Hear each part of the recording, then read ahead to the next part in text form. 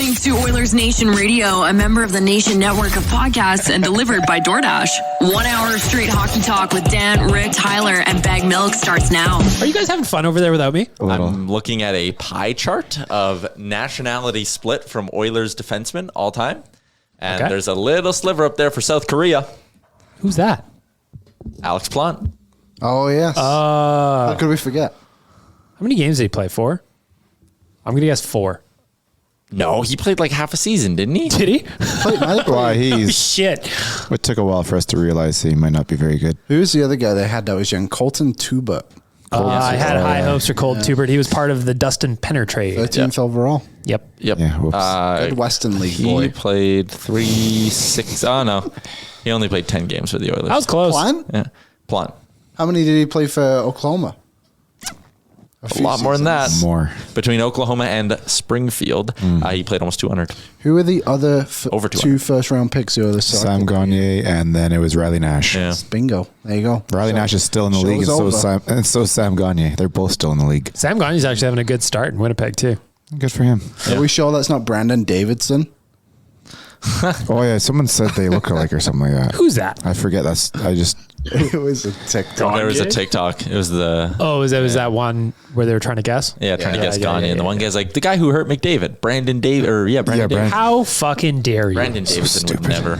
He would never. He's a gentleman. All right, Oilersnation Radio, Poor guy. episode whatever it is. Bag Milk, Rick, Tyler, Dan, and Farmer Liam. Yes. Check it in. Are we getting into this right off the hop? Yeah, might as well. Why not? Liam, this morning we have a Tuesday meeting every week where we kind of bring people from across the company together just to make sure we're all on the same page. Liam checked in from a location on Zoom that I had never seen before, only to find out that he was farming. I'm a farmer this week. What do you mean this week? Yeah, no, why is this like a one-time thing? Is it being filmed? They needed, I'm on a new reality show. I like it. So I'm just on this farm. They asked me to come and look after the dogs for a week, and with that, So you're house sitting. I'm house sitting, but it's on a farm. Farm sitting. He was telling us, he had us convinced that he's a farmer. I'm farming. Did you pick up any eggs today? I got a lot of eggs today. Did you milk any cows? No cow milking. Did you take the horses for a walk? Could you milk a cow if you needed to? No way. You'd get kicked in the head. How do you know? I never thought I could face my fear of chickens. Now look at me. What do you mean you have fear of chickens? Have you ever met a chicken face to face? I have. They're terrifying. In fact, I Why'd used you to get go low enough to go face to face with them? Well, I don't get face to face. They get foot to face. But it's just, it's a little much. What you guys don't know is that Liam is actually selected to be the new host of a new reality show called Dirty Jobs, where he just goes around and does different jobs. I'd watch that. You're the new Mike Rowe. There's only one episode I got my hands to. He was a scout before. Now he's a farmer. Yeah, now I'm a burger reviewer as well. So what chicken nuggets next? What's your so what's your morning like on this farm? Like you go get eggs from the chicken? I go get eggs from the chickens. What are your duties? You're sleeping there at night, right? I sleep there. So you wake. What time do you get up? Well, I think if there's any farmers listening to this, they're not going to like what they're about to hear. Well, this morning I got up at 8. Bright and early as the chickens do. Yeah, the chickens woke me up at 8. And then I had a shower, did my 8:30 meeting, and I gradually made my way outside to the chickens. What time did you get up to the chickens? I got to the chickens at like 9:30 at least. 9:30, yeah. Wow. And the meeting ended. Those poor chickens. What's on the task list at the farm? Like what is Liam wakes up today, Tuesday, I've got X, Y, Z to do. Apparently not very much. Yeah, I got to go and it's not a big farm. I got to go check the chickens. I got to go get the eggs, make sure the food's good, water's good. Then I got to go check on the horses. One of them has a bandage, so I got to make sure the bandage is okay. What happens if the bandage isn't okay? What happened to the horse? I got to call. I don't know what happened to the horse. If the bandage isn't okay, I got an emergency number I got to call. Oh, so you're not expected to tend to the wound. No, So I do define not. It's not only okay, though. It's only a bandage, man. How hard can it be? I don't know. It's a Yeah, big but horse. no. If you're calm, the horse will be calm. You just stay there and relax. You know, you kind of pet it, take the bandage off, clean it up a little bit, put a new bandage on. How hard can that be? There's another good layer point. to this. I may have a slight fear of farm animals. Well, this was a good first episode of your new reality show. Ah, shit. So the chickens are one thing, but another time I've done this many a times. So Why? why not? Do we have to put more on your plate here at the company? Because I think feel so. like your life is just nonsense for the most part. So there's one time I was looking after them and I had to give the horses hay. So they have this big barn and they were like, just open the door and then just walk out and just throw out the hay. Yeah, simple. But I wasn't stealthy enough about it. So I opened this door and I had these 3 massive horses just staring at me. And I had just this bundle of hay in my hands. And they started eating the hay out of my arms. that sounds wonderful. Aw, that's very nice. I just dropped the hay and I just stepped back and Ran. left. This horse will is be that? fun. I came back. Whose with horse them, is so- that? So, Who's Liam's? Yeah, no, I got these other two dogs. They were good. Daisy and Leo, named after Dreisaitl and McDavid. The other dog used to be called Ebby before she passed away yeah. after Emily. They have cats. They're called Nuge and Halsey. like it. So I'm Big not fans. sure where they got these names from, but yeah. And the living room is orange for no particular reason. Well, I do like that you are tending a farm despite being scared of the animals on said farm. I question who's asking them to do this. Yeah, good question. Like, they have to know by now that you're not exactly so confident around them. I keep my fears to myself. And our listeners. Nah, nobody's listening to this anyway. It's fine. All right. Well, there's 6 minutes on what Liam's been up to. That was just today. Stay tuned for Friday. Oh, can't wait. Can't wait for another update. Can we send like a cameraman? We should send Or a a camera cameraman. person. Or like, can you wear a GoPro all day? Oh, please. I could. I would love to watch you try and feed those horses because I said to me in my head, opening the barn doors, there's 3 horses staring at me with my bundle of hay. That sounds like I'm going to have an experience. I I'm never going to feed them horses and I'm going to bond. They were bigger than I expected. Like, horses are obviously big. But yeah, they got some size to them. Yeah. I like how you say you just put it down and stepped away. I have this sneaking suspicion you kind of dropped it. Yes, it was. I did not place it. Yeah, those feet were moving pretty quickly. You were not stepping away per se. Like you were Built moving. myself back up a little bit after saying I was scared of some chickens. So. I noticed you're wearing a reasonably fresh pair of Nikes as well on the show today. Those were not farm attire today, I'm guessing. I only have 1 pair of shoes. Dude. What do you mean? No. Wait. What do you mean you have 1 pair of shoes? Well, Like, you have like I 1 pair of lied. like regular shoes. I have 2 pairs of shoes. Well, I obviously have dress shoes. Okay, so we're Okay, we're okay. outside the dress shoes. The dress shoes are on their own. And I got these bad boys, these black Nikes. And then I have a pair of white Adidas. Okay. 3 That's pairs it. of That's all shoes. you 3 need. pairs of shoes. Yeah, but okay, I only that's wear 1 pair But of you don't have shoes. like a dirty pair of like work shoes that Yeah, you can like wear you don't farming. pop What if some you go for a little Probably hike? should, yeah. I Just wear my Nikes. we're learning so much about Liam now that he's a Shit. part of the pod. Oh, I love that.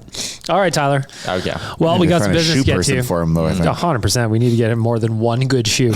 I want to give a shout out to our friends at Oodle Noodle. Of course, they are opening their new location in November down in Calgary. So if you were an Oilers fan, if you're listening to this behind enemy lines, we're going to be feeding you very, very shortly. If you're in Edmonton, you want to order some Oodle Noodle because it's Tuesday and you feel like you've worked enough for the week, our friends at DoorDash are there to help you. Liam, Ding dong. thank you very much.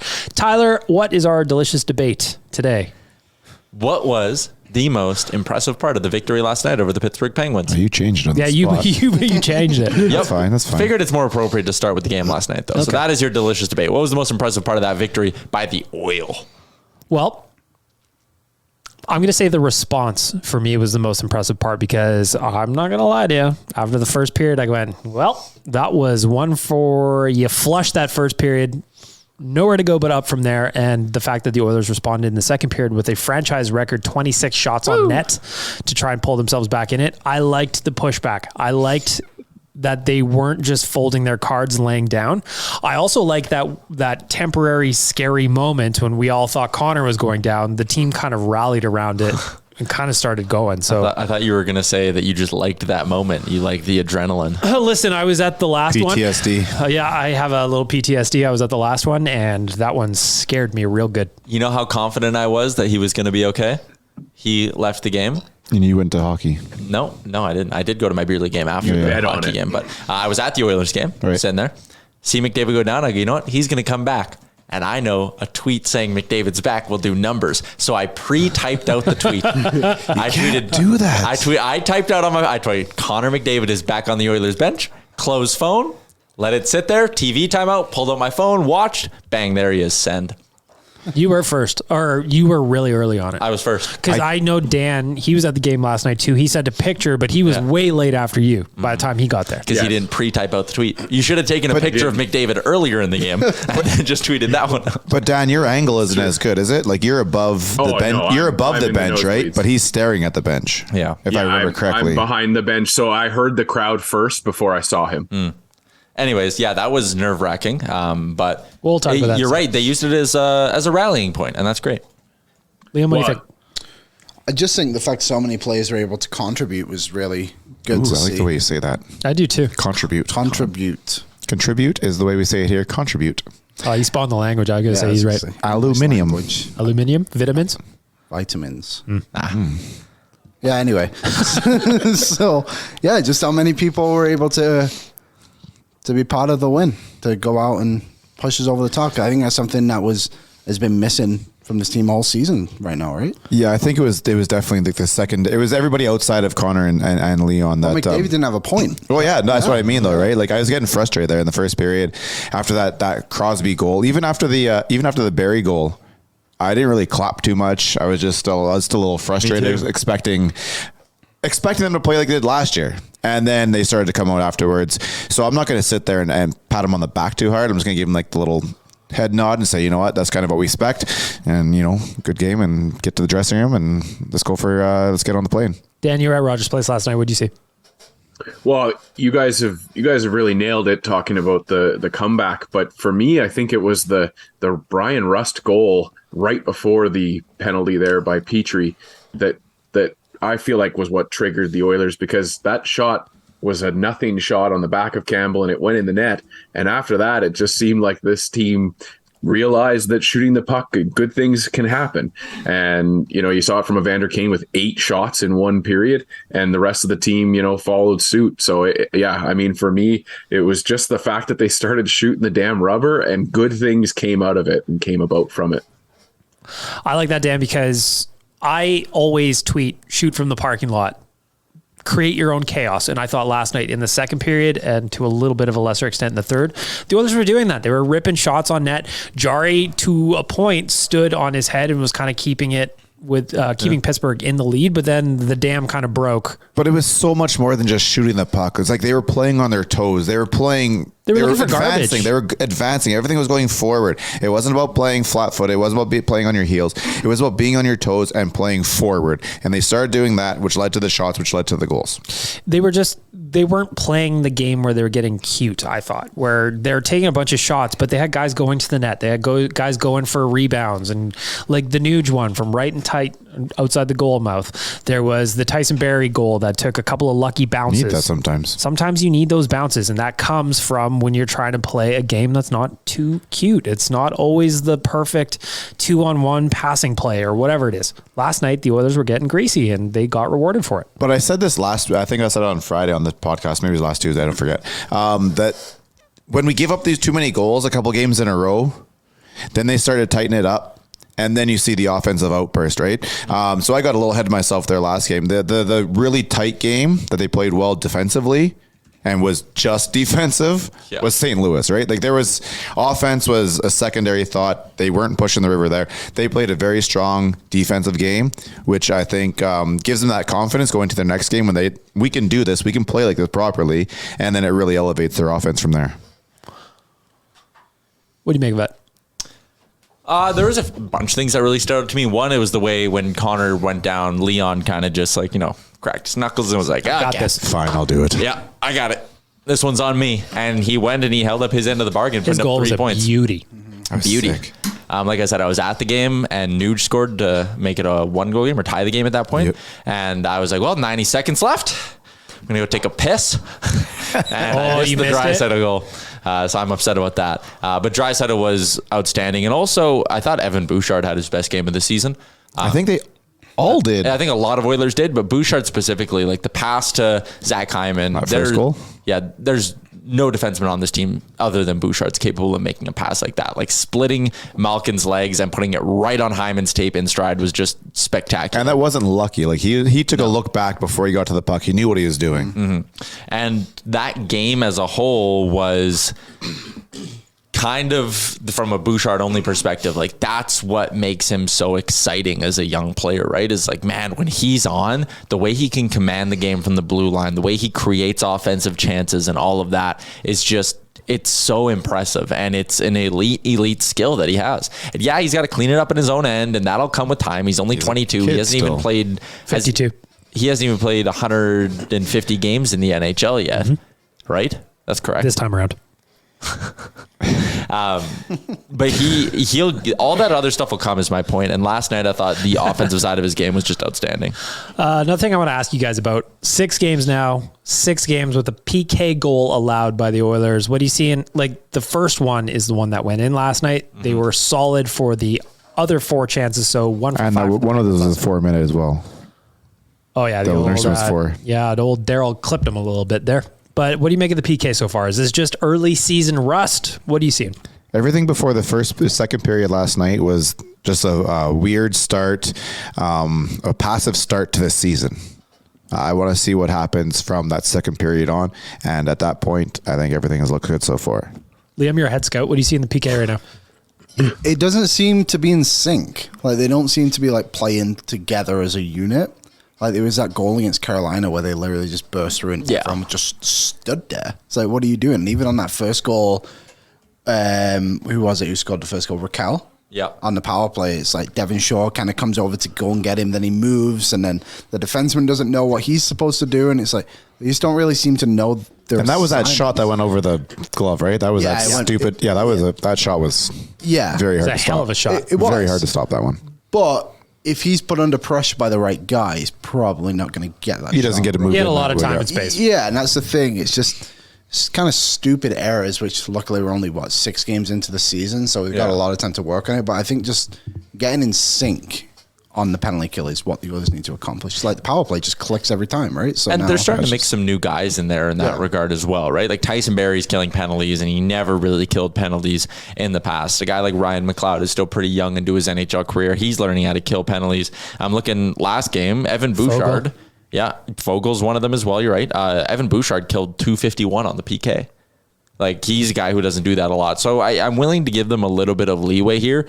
Also, every player on the team except Puljujarvi had at least a second of PK time yesterday. So they're trying to mix in a lot of guys, and I think that's giving them, there's just maybe some growing pains with that. So I'm fine with it early in the year. Are you able to see how many PK minutes Puljujarvi's played? Like, does he never? I feel like I've seen him on the PK. never. Never? Weird. I don't think they're confident with him playing his position while the other team has the puck and moving it around the perimeter.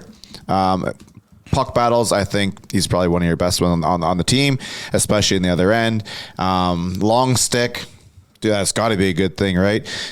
Flubs the puck sometimes, so maybe that's going to affect some of your dump outs. But I just think they're not fully comfortable with how he plays the system when the other team has the puck in our end. Which is interesting considering literally every other player is playing. It's clear that they're experimenting on a lot of things. So well, if you look at it, like if you look at it, a lot of the top end guys are not worried about that, and a lot of the bottom end guys are the guys that you're kind of expecting to do that anyways. And right now, Puljujarvi is kind of somewhere floating in the middle. Doesn't really have a spot right now. Doesn't really have whether he's offensive or defensive or exactly what he is. He's kind of like he's spinning his tires right now. It's frustrating to watch. He actually got demoted last night. He got flung around everywhere. How many power play minutes did he play? Did he play? No, Last night he played He got a little 39 bit. seconds. He got a little bit of the second PP. Probably the last one of the game. Interesting. Yeah, he got 39 seconds. Overall, played 11:23 last night. He did 2 leave shots on the goal, ice, 2 though. hits. He did leave the ice. So it was after Connor.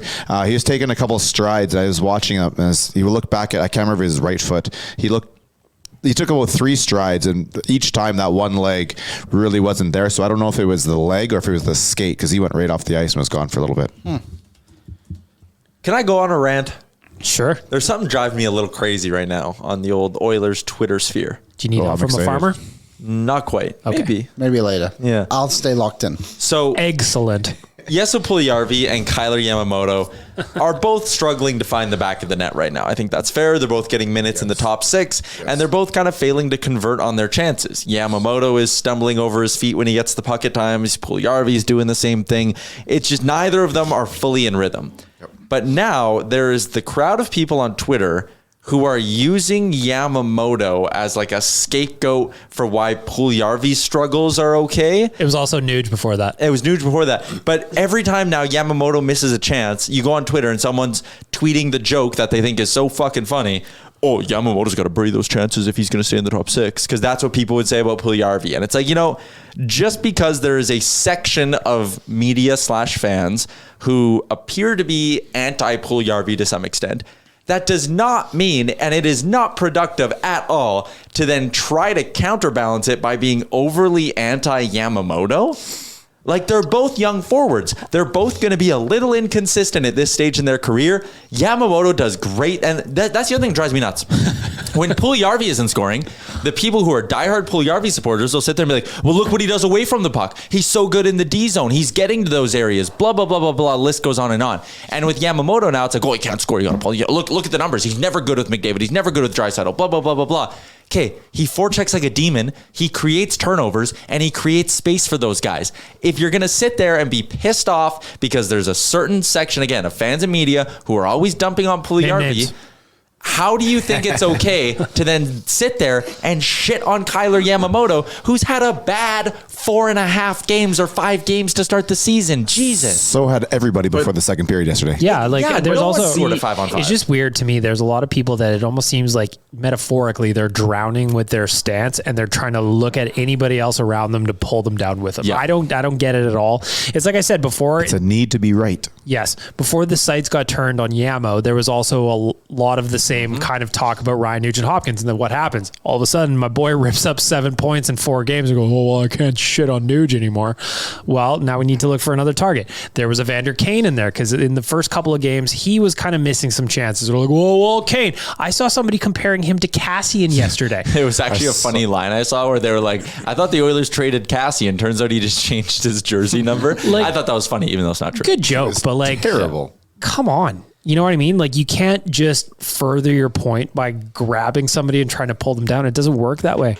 And I'm a Puljujarvi fan. What drives me nuts is the hyperbole on both sides of the argument. It's crazy at this point. I think he's a good player. He's a productive player. I'd have him on my team any day, but he is not Connor McDavid. No. And he is not, fucking Dan. whatever. Well, and that's, it's, I'm sad that I'm not in the room too, because I feel like we could just be bouncing back and forth off of each other on this one. But yeah, Tyler, you said it right. And it comes from the casual little shots that everybody takes at our own team. And it boggles the mind when we're all sitting here as Oiler fans yelling at each other about Oilers players that, like, why don't we want both Jesse Puljujarvi and Kyler Yamamoto to succeed at the same time? Should. How cool would that be? Mm-hmm. So that's the part where, yeah, like you said, Tyler, it's infuriating. And Bag Milk, you said it best when it's, both sides are just, and Rick, you said it too. Both sides are just trying to be right. And who cares? As long as the Edmonton Oilers are winning hockey games, thanks to the performance of both Kyler Yamamoto and Jesse Puljujarvi. But he is going to have to be a better player against St. Louis, because I do watch a lot when he's on the ice, and there were a couple of plays in the first period where he's able to break up fork checks or whatever. He was effective. Yep.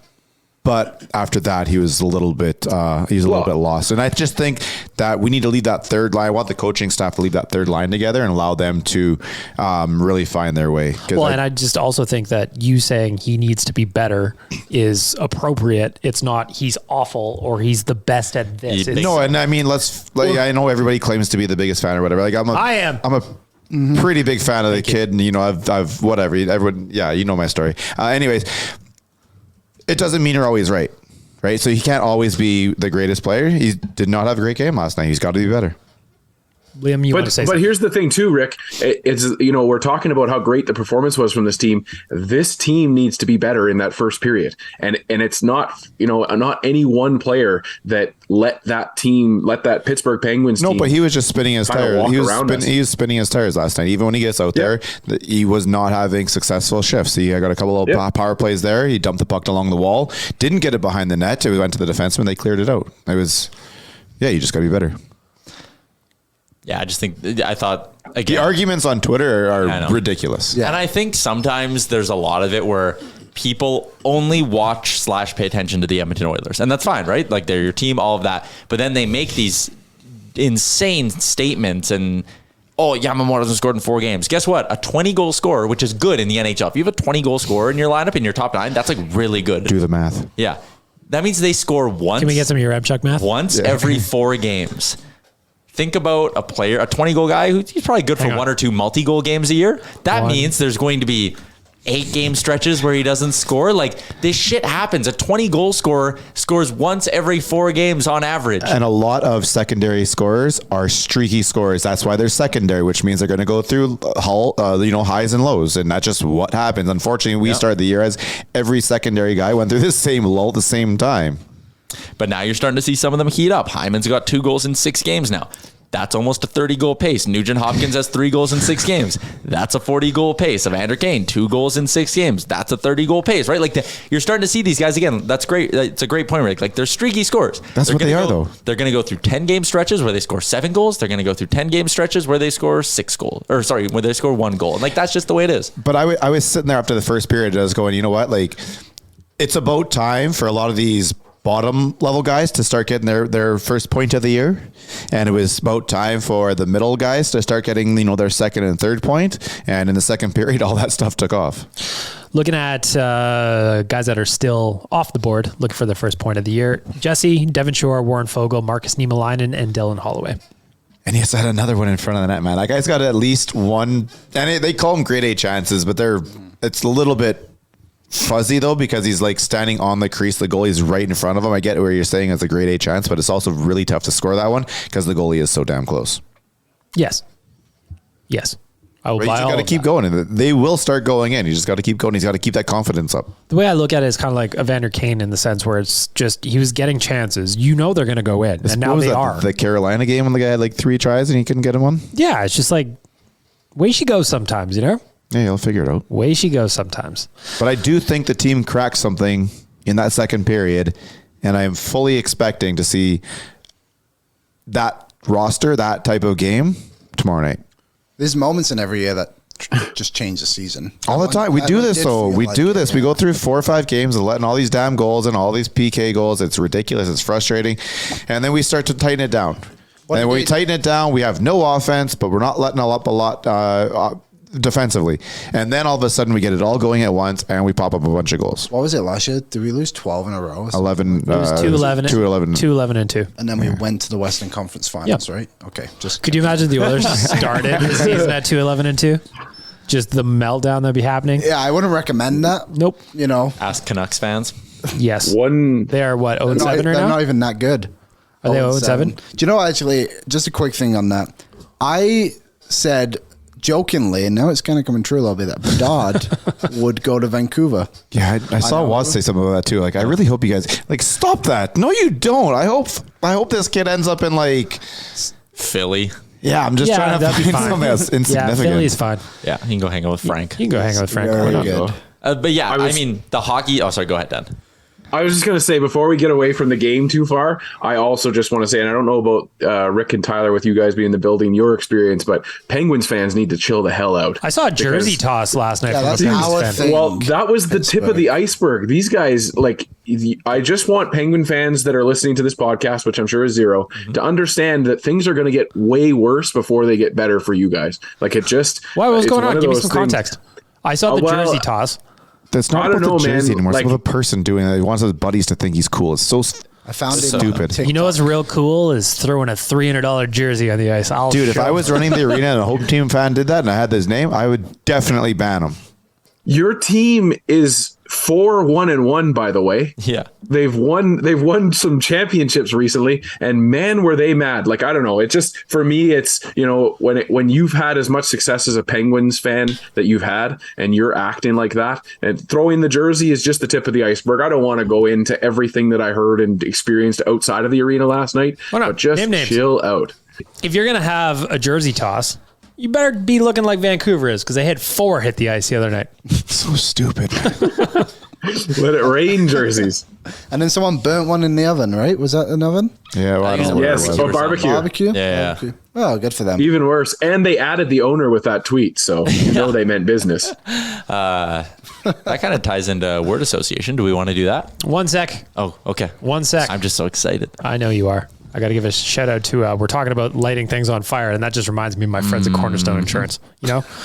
You never know what life can throw at you. Sometimes it's a jersey. Sometimes it's a major issue.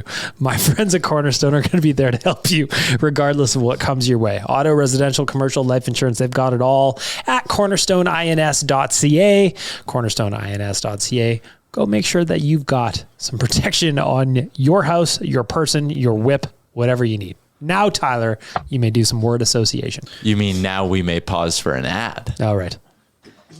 Word association time, brought to you by our friends at Canada Snowboard's upcoming event, FIS Snowboard Big Air World Cup, presented by Toyota. Coming to Edmonton on December 10th. Bagged Milk and I will be there, and you can be too if you head to Ticketmaster and get your tickets. Shout out to Explore Edmonton as well, a major partner in this event and a major reason why Edmonton gets as many cool events as they do. FIS Snowboard Big Air World Cup, presented by Toyota. December 10th, Commonwealth Stadium. Be there.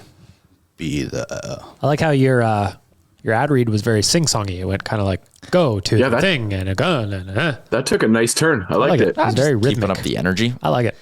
Word association, you know the rules because we've played it once before, but if you're listening and forget the rules, everyone gets to say one word, the first word that pops into their mind when I say the phrase. Yeah, that's all. What's the order? We're going to go Liam, Dan, Bagged Milk, Rick. Liam, Dan, Bagged Milk, Rick, then me. All right? Okay. All right, you ready? First one, Draisaitl's performance against Pittsburgh. Awesome. Gutsy. Meh. No, it's fantastic. Leader. Electric. Wow. Wow. Seeing Connor McDavid go down. Ah. Dan? Gut-wrenching with a dash. PTSD. Terrifying. It's just a sound effect game now. Who spells these out? Yeah. Jersey tossers. Losers. Moron. Dumb. Stupid. Tired. What's the wired version then? Just keeping your jersey Waffles. on. This one got great play on our Instagram account when we posted about it the other day after our last episode. So we're going to add into word association one word for this photo of draft day Mike Smith. Handsome. Surfboard. Rockstar. 2003. That's a good one, Rick. I'm just going to say weird. That was a time. That You look was at that. weird. That's just a time. I can That's just a picture- time in our lives. I can picture my grad class looking at that photo. And finally, the last one I will throw your way. This photo of young Connor McDavid wearing an Edmonton, Canada polo in grade 3. Liam? Destiny, I suppose. Serendipity. Fate. Perfect. Adorable. It is adorable. I want one of those shirts too. I just wanted an Edmonton, Canada shirt. It's so random. Like, where do you even buy that? It reminds me of my school pictures in England when I used to have to wear like shirts like that. Maybe he's Oh, English. you had a uniform, eh? I Yeah. don't like Connor McDavid's English. You never know. Anyways, that's a wrap. Those are your 5 for word association for the week. The segment that will just keep building momentum. Yep. Doesn't get it. better than that. No. Wow. Meh. Another thing I want to talk about is I am going down to Calgary on the weekend. Tyler might be. If someone is looking for my Arkell's floor seats, I've dropped the price to $200 because that is how much money I will need to buy floor seats in Calgary so I can also go to the BOA. The point I'm getting at here is we've got, courtesy of our friends at ATB, we've got an allotment of tickets that we are going to give away to Oilers fans that are down in Calgary. I was going to say, I was kind of worried about just the three of you guys going. I feel like we need to travel in larger numbers. Yes. Thankfully, we've got these tickets that we're going to give away. So what's going to happen is we are going to announce a pregame location the day of in Calgary on Saturday. The first X number of people, I don't even know how many tickets we got, that show up, we are going to give you tickets to come with us to the game. It's going to be an old school radio giveaway. I'd take it, man. I'm trying to think if I know anybody that lives in Calgary. So if you live in Calgary, you're going to want to keep your eye on our socials. You're going to turn those tweet notifications on because you're going to want to know where we're going. You'll get some free entry into the horrible, horrible Saddle Dome. Bring your hard hats just in case. I was going to say, do you have some sort of safety? Yeah, I think I'm just going to go in full hockey equipment. Mouth guard and everything. I'm very nervous about going in there. Yep.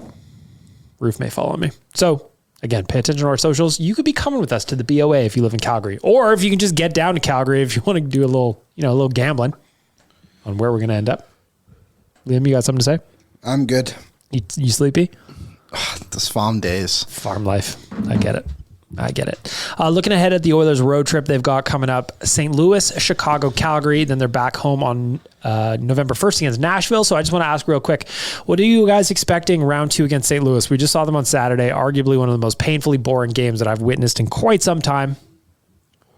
Your thoughts on round 2 in St. Louis this time? I expect to win. I know it was frustrating that Saturday game, but I think there's a lot of St. Louis fans out there who are frustrated with their game as well. We one goal, 22 shots, I think it was in a game. They took care of their own end and we didn't give up a lot of opportunities. So yeah, I expect that with some of the offensive last night. And what do we say? I think we did this on Friday where I said 7 points out of 10. So yeah. I expect a 2 there.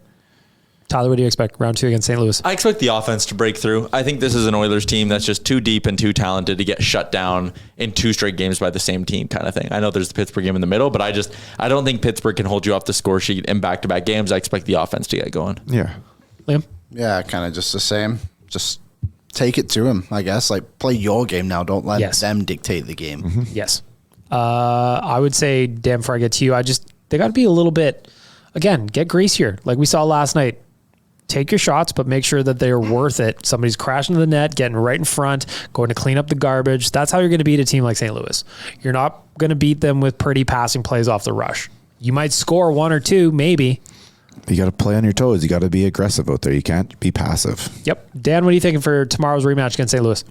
I just think it's a good opportunity for Woodcroft to, I feel like he's probably salivating at the thought of being able to play 2 teams, in St. Louis and in Calgary that are teams that we've just lost to, and been beaten by. And so, he's got an opportunity for this team to come back and get a little revenge and like you guys said, break through. So I think that, I hope that the team is excited about this opportunity to be able to come out and right a wrong that you allowed to happen in your own barn in both cases. And now you get to go into theirs and do the same. So yeah, I'm hoping that this Pittsburgh effort in 2 and 3 periods is going to carry over into St. Louis, Chicago, and Calgary. It is pretty impressive that, I know there are concerns with this team and they were 2 and 3 heading into last night below 500. But if you take out empty netters, they haven't lost a game by more than a goal, right? Every game they've lost has been the 1 goal loss to Calgary, 2 goals with an empty netter against Buffalo, 2 goals with an empty netter against St. Louis. The games they've lost, they've been in, even though they haven't played well. And I think that's actually a kind of an encouraging sign. It is. I know it's been frustrating. I get it, right? So everybody turns and goes negative and the worst. There's no effort, blah, blah, what all the bullshit is. They haven't been too far out of it. Their offense hasn't been there. They couldn't get any help from anybody outside of, the big 2 and Hyman. Nurse has done it. I think he's done enough offensively so far. He's been solid. Yeah. So the rest of the team was just needed them to pick it up, and they started it last night. And there's no reason why to expect that they'd stop right now. I think that also the Chicago game that's coming up on Thursday, back-to-back this week, is just as important as the St. Louis game because Chicago, to me, is a team that the Oilers need to beat more often than not. Ooh, yeah. And they cannot look past that game at all. I know that we're looking past St. Louis first, but hey, we're not playing. I look at the Chicago game as a must-win as well. You cannot come out of that back-to-back set losing to Chicago. I think all three of these games are must-wins, and I know that's kind of jumping the gun too. Yeah, we're using must-win way too early here. Not in like if do or die kind of thing, but like just get some consistency on winning games now. Like get in the rhythm of like having that feeling again, and then when you do lose a game, you get yourself on a run. Yeah, if you lose against a bad team like Chicago or whoever it is, like further down the line, like doesn't matter as much. But we can also get goalie too, right? Like the Buffalo game was 48 shots. Like, come on. Yeah. I just want to see them play forward like they were last night. Play on your toes, be aggressive, be proactive, be the first one there, and just try and play your game as opposed to responding to the other team. What's that thing Bob McKenzie said? Nothing matters in October until the American Thanksgiving. No, American Thanksgiving is like when the playoff cut line. Like if your team's in shit. Well, there's a certain percentage at that point, but yeah, you kind of give it the team 10, 15 games before you get overly worried. When's Thanksgiving? Coming up in November. 2 weeks, 3 weeks. November, okay. I'm just trying to figure out how many games they have until then. About 3 weeks, I think. Okay. It's going to be 10 to 15 games. Just tell the Canucks fans not to care about their first games. Well, I watched that third period last night, and the intermission was like no optimism at all about what was going to happen. And then they came out and scored 2 goals in 2 minutes, and one of them was a blatant kick. Did you guys see it? No. Yeah, but he doesn't.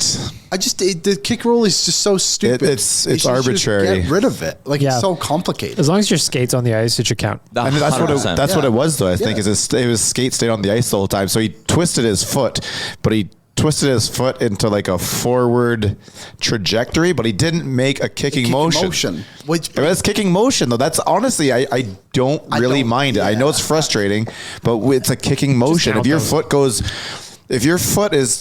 forward and like even to like a little pass, Derek Coleman or whatever Blake Coleman, like if your foot's moving forward like that, it's like he's a kick. cheater. It's a kick though. Every other goal. Everyone knows that. It's a kick. You can twist, like if you keep your toe down and spin your heel, I think you might get away with something. But if your foot it's like a check swing in baseball. Yeah. Like if you cross that certain line, it's a kick. I just think that if your skates on the ice, frustrating, but I don't care how it goes in. I don't either. Like I think you don't it's want guys stupid. bicycle kicking to try and get goals in because you don't need a decapitation on Hockey Night in Canada. But ultimately, if you kick a puck in when your skates on the ice, why does that not count? As someone who has played soccer their entire lives, I've kicked a ball by literally changing the direction of my foot and not doing a swinging motion. So it's a kick. Is it a kick or is it redirection though? It's a kick. I kicked the ball. You redirected it into that direction. We can't get I say they both count. They both count, in my opinion. Tyler, final ruling. Yeah, I think as long as your skates on the ice, it should count. I agree. I think use whatever you can to create more goals.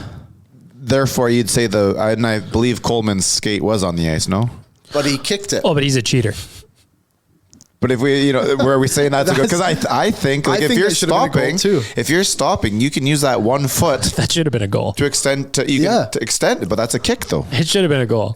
I'm not arguing about if the calls aren't correct. I'm saying what the rule should be going forward. Oh, that's fine. If you want to redo the rules, that's different. That's different. It's a hard rule to debate because the rule's so inconclusive. So are you guys all in favor of just saying all kicks count? Like maybe kicks on the ice. Blade is on the ice. Blade is on the ice. Yes. Because you stick, yeah. Your blades. I also think they should be able to bat pucks in. You can redirect. We can redirect. You should be able to whack pucks in. But if you're like, so what? I don't know. Well, you can as long as it's whack pucks in. As long as it's not over the crossbar. I was gonna say, and as long as you have your hand on your stick, I think that you should be able to redirect as all heck as you want. I don't know. More goals. Mm-hmm. We're getting more goals this way. I definitely am a little more old school in this, so I do not want to see any rules I would change put like that. the puck in my pants and just skate it into the net. Remember when that happened to Mike shit Smith? about me. Yeah. Yeah, unstoppable. Just put it in your glove and kick your glove in. Mm-hmm. Mm-hmm. Final thoughts, Liam? I'm good. Excellent. You'll be better if you went to Twig and Berries. Use the Nation 15 as your promo code. Got a little discount on your order. Nice. I think you'd look really handsome in an ODR hoodie, if I'm being honest. Thank you. You're welcome. Tyler, thoughts? You know what I kind of want to do for one of these 2 road games? Go for it. I might do a live watch along. Like I'll go live on our YouTube for like the whole game and just sit there and talk to people. Yeah, you could do that. I might. But then you just got to be aware that you're also on camera for 3 hours. So all those times that you enjoy picking your nose. I have been biting my fingers a lot because I'm very nervous, but What are you nervous What are you about? nervous about? I don't know, just life. Have you tried eating bananas? No. Yeah, you need a little potassium. But I think that might be fun. It would be fun. I'll take breaks here and there I to think people would enjoy that. yeah. Anyways, send me a tweet if you think I should do a watch party for either or a live watch along for St. Louis or Chicago. Might be a good time. I'll bring people on. Yeah. You should do the Chicago one just in case St. Louis is a snooze. Yeah, that's what I was thinking too. Is like the Chicago one has better potential to be more fun. They're so boring. The Hawks. So boring. Game of a back-to-back. No, St. Louis. Oh yeah, they suck. St. Louis is so boring. Like, Like, they're I good, get how but they that suck. game's effective. Like, you play that style and it works, but like, fuck, is likes it that? boring? Like, if you're a Blues fan and you have to watch that for 82 games a night or season, It must not always be like that. Like I think the Oilers are able to like stifle. I still have Tarasenko. They've got It's not talent. Minnesota Wild. They've got talent out Yeah. there. they The just look so much like old the, Minnesota. They just not look new like the Minnesota. old Minnesota Wild to me. Like the way they clog up the neutral zone and like line up across the blue line. It drives me crazy. I hate Well, that's 'cause that. they had that style. 1-goal lead already. Yeah. You get out ahead of them, and then they'll change their style a Well, bit. they have to. Especially because we couldn't do a damn thing offensively. Well, yeah, nothing. Zero. Score prediction How for about tomorrow, us? Tyler? 4-2. How dare you? Yeah, 4-2 for me. 5-3 Edmonton. Dan, I'm going to say 3-2 St. Louis in overtime. how dare you? Liam, 3-1 Oilers. good for you. I like it. Good in you. Yep. You know, I like how you kept the defensive numbers down there. Yep. Yeah. Jack Campbell's been good. let's talk about Jack He's been Campbell. good. He's been good all year. Yep. We've given up too many goals, but these are like, I get it goes past the goaltender, but it's as a team. Like, I look want to how many ask you guys. giveaways there I want to have ask been. you guys a question because I asked it on the Bcast last night, and I thought the answers from Nation Citizens were interesting. Jack Campbell, to my opinion, has done a really good job of just kind of shutting the door when it really needs to happen. Like, obviously, you don't want to give up goals, all that shit. I get it. But like after the third one last night, nothing was getting past him. Nothing. The Oilers were able to fight back, and I think a big part of it is because Jack Campbell gave him the foundation to do so. So my question for you guys now, we had 3 years of Mike Smith and Mikko Koskinen. The Oilers were up by a goal in the third period, somewhere in there, 2 goals. Are you comfortable with Jack Campbell back there as your goaltender, or are you still kind of, well, something's going to go in, something's going to go wrong because of what we've had for the last 3 years? No, I'm comfortable. You got to move on from the player. You got to let that go. But the thing is, the difference is we haven't seen the bad goal. Period. There hasn't been a bad goal. Hasn't been like a real. Well, that's what stinker. that's what I mean. Yeah, Like yeah. where you're like, oh, like where Twitter goes out and says, oh, Mikko in his glove or Yeah. Smith and whatever. Like last night, I imagine he'd probably want the Rust goal back just because he was That's just a sliding bad back. bounce. Though. He's not Yeah, but like he's sliding back into position, he banks it off. I imagine if you ask Jack Campbell, he probably wants that one back, but it wasn't egregious by any means. No, it's just an unlucky goal. That's whatever. It's a bouncer. But we haven't seen that bad goal. You haven't seen that stupid one in Calgary that was came from, like the other end of the ice. Or we haven't seen a bad goal yet. We haven't seen like a weak wrister from the top of the circle. Yeah. Like, times he's been beaten from the top of the circle. It's like JT Miller and Evgeny Svechnikov ripping Yeah. at home. Like, yeah. His save percentages so far 917, 636, 900, 952, 914. We said that we just needed a guy who's going to be consistently in the 910 to 920 range. And last night?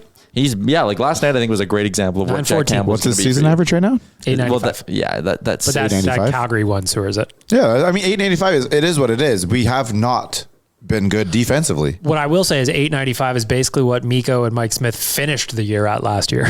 You know what I mean? So, Liam, what do you think? Are you comfortable with Jack Campbell back there? Because I am. Yeah. I think he's made the saves at big times too. Like Big saves, we too. mentioned it the other day. The CC one at the end of the Carolina game. Like, Yep. who knows what's going to happen if someone else is in goal for that? And I think one thing as well, like we keep saying these numbers, like what does he make? Makes $5 million a year. Yep. Which is literally the league average for a goaltender. we need an average goaltender, and that's exactly what he's basically. That CC one that still annoys me because everyone gives the giveaway to CC, but the way he got the puck was terrible. Like it was a broken play from the very beginning, but it goes off CC's stick at the very end. So everyone's like, "Oh, the CC giveaway." It was a grenade coming to him. There was very little they could do. Yeah, and what was was it Jordan Kyrou who robbed against St. Louis? Yeah, right in front. Yeah. Like he's making massive saves, and it's not. It was funny. Like Smith would obviously make those big saves too, but sometimes they were just bigger than they actually were. Like this guy is making big saves, and he's just like swallowing it. But there's no flailing of the limbs. Yeah. But then there's like the big save. He's not making the big save to make up for the weak wrister he let in already. And Smith would make big saves look borderline miraculous. Because of the way he would like slide into position, have to like flail to get it. Jack Campbell just makes big saves because he was there already. Mm-hmm. Dan, what do you think? Soup season? I mean, for me, I think personally, I've shifted away from wanting any kind of save percentage for Campbell. I just expect to have 3 goals or less against every night. And this team offensively should be able to put up 3 goals any night.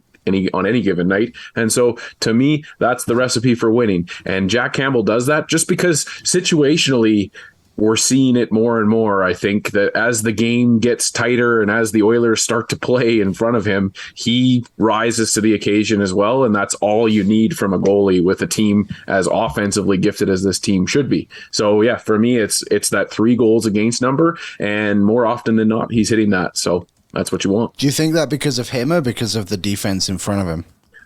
I think that early on in games, it's been a team issue wholeheartedly, not any one person that you can point at and say. I mean, you look at that Penguins game, and that first period was just, again, handling a grenade in their own zone, passing the puck to Penguins players on their tape. It was frustrating to see. And, as a goalie, that's got to be hard to kind of calibrate around. And we used to see the first shot go in. Now we're not seeing that, but we are seeing some goals go in early. And that's just, to me, the way this team is built. I wonder if the defensemen are kind of like, they make a mistake and they're expecting to get screamed at. And then there's Jack Campbell giving a little pat on the bum and like, hey, good job. Nice job. You'll get him next time. What the fuck just happened? I put out the tweet. You got to play like you have Mike Smith behind you, and you're going to get yelled at if you screw up. Hey, he's still on payroll. He's an emotional guy. I think we make too much of it. He's still on payroll. Hey, I say you bring him on the bench and he can just scream at them from there. I'm going to start yelling at you guys more on this podcast if I don't make your takes. I deserve it. Do it. Sloppy ad read. I'm just going to be fucking screaming at you. I like that. You throw a water bottle? Yeah. That's how you know you care, man. And you're chucking shit at each other. Yeah, it's understandable. Right? It's emotion. It's passion. Of course. I still say that, hey, Mike Smith's still on the payroll. Get him to come yell at the boys every now and then. Just, sit in the dressing room. Yeah, fuck yeah. Pump him up. Put him right behind the net. He just stands by Woody. And when Woody just gives him a tap on the shoulder and he knows it's time for him to go in and yell at the crew. Yeah. I like it. It's got to put that mask on first, though, I think. Oh, yeah. Something about that voice behind the wire, the bars there. It's 100%. Increases it. No haircuts either, bro. Or you can go back to what he had. His draft care. Oh, he looked great. Bring back the puka shells. Yeah. Come on. Whew. Spicy. All right, boys. Any final thoughts before the road trip? We got 2 games in between the next episode. Final thoughts, Tyler? I just want to go off script for 1 second and just say a shout out. And I don't honestly even know how to say it properly, but a listener of the show, Ash Storoshenko, I mentioned her a couple weeks ago as my hot performer, had to make a terrible decision this week to end her life herself. And so I just wanted to give a huge shout out to the Storoshenko family from all of us. Thank you very much for tuning in as long as you did, Ash, and all the best. That will just we'll wrap up the episode and we'll talk to you on Friday. Thanks for listening to Oilers Nation Radio, delivered by DoorDash. Don't forget to hit the subscribe button and give us a follow on Twitter and Instagram.